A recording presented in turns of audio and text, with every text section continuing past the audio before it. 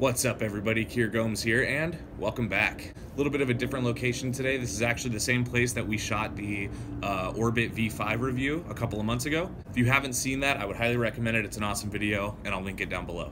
Today we're here to talk about another very special deck, one that I highly enjoy, or at least I've enjoyed previous versions of. We're taking a look at the Memento Mori V3 by Murphy's Magic. Now, the original Memento Mori deck was designed by Chris Ramsay. It was his rookie release to the playing card world. He released it with Murphy's a couple years ago. Preceding that, there was a Memento Mori Blue edition, which was basically the same as the V1, just all in blue. A lot of controversy around that deck, a lot of opinions back and forth. I don't want to get into that. That's not what this channel is about. But Murphy's Magic has done it yet again with the V3. So I'm really excited to take a look at it. The cards look awesome so far, so you can take a look at them with me and let me know what you think down below. But before we do anything, let's go ahead and roll that intro so we can review this deck and get you guys on your way.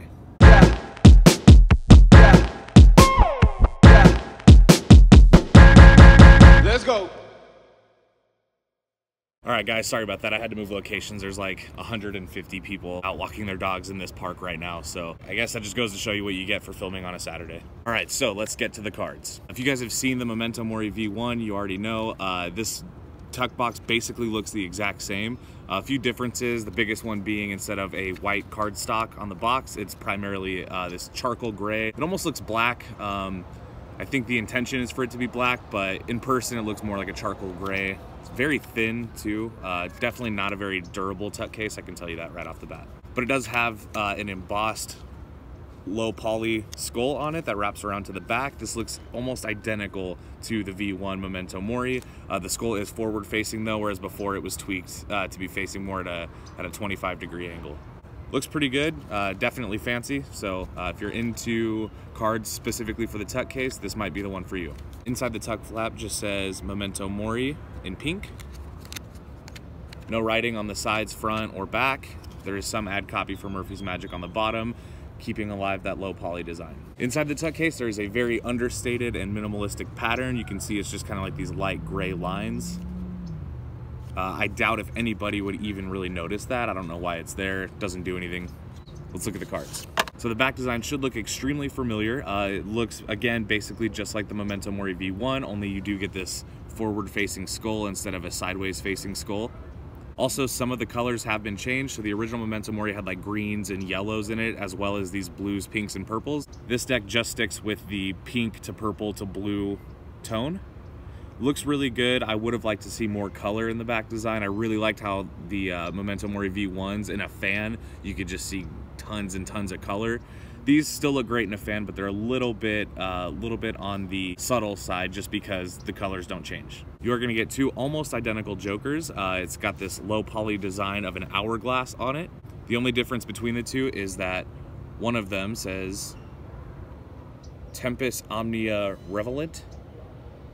I'd have to look up what that means, or if you happen to know what that means, go ahead and comment that down below. The other one has a backward 7 of spades revealed, so you can use that for a magic effect. Another thing about the back design is on the original Memento Moris, it had that fading border, and it was black. It just kind of faded into nothing. This does the same thing, only instead of black, it's blue.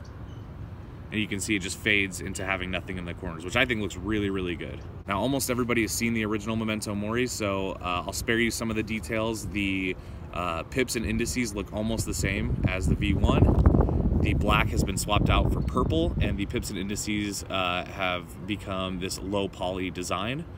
It looks really good.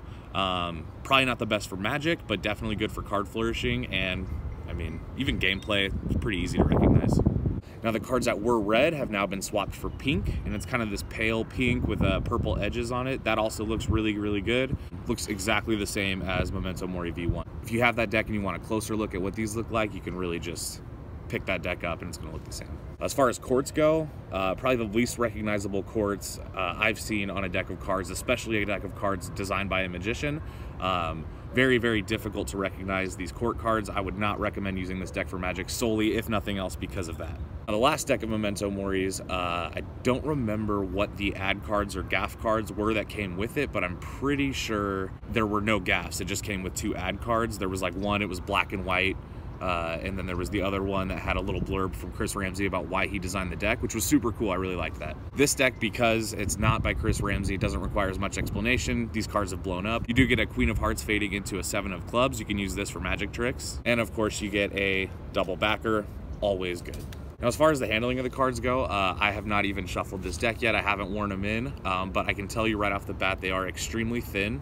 I believe these are a crushed bicycle stock. I've said this in reviews before. If you have any decks that are on a crushed bicycle stock, pick that up, give them a spring, shuffle them around. That's basically what these are gonna feel like.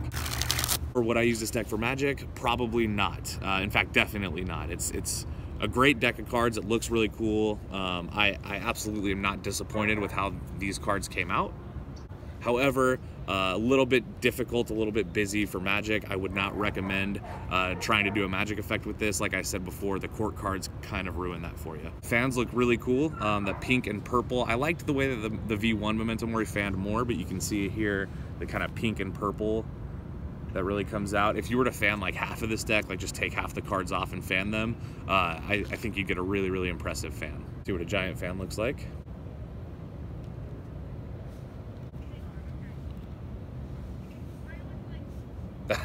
That looks really, really sick. It's pretty much gonna do it for the cards themselves. It is freezing out here, so probably gonna pack it in, but I'll see if I can find a warmer location, maybe somewhere indoors, and we'll insert some B-roll. So we'll do that right now. I've always liked to play with fire.